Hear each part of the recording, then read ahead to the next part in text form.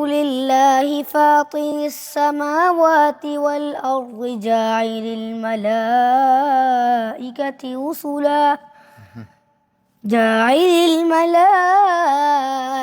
رسلا أولي أجنحة مثنى وثلاث ورباع يزيد في الخلق ما يشاء إن الله على كل شيء قدير.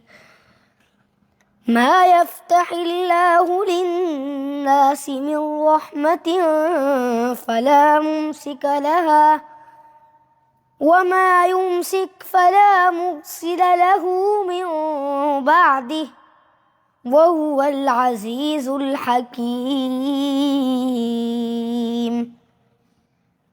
يا أيها الناس اذكروا نعمة الله عليكم هل من خالق غير الله يرزقكم من السماء والأرض لا إله إلا هو فأنى تؤفكون.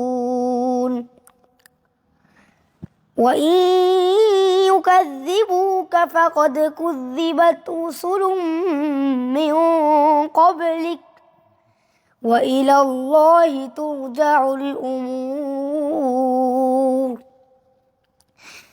يا أيها الناس إن وعد الله حق فلا تغرنكم الحياة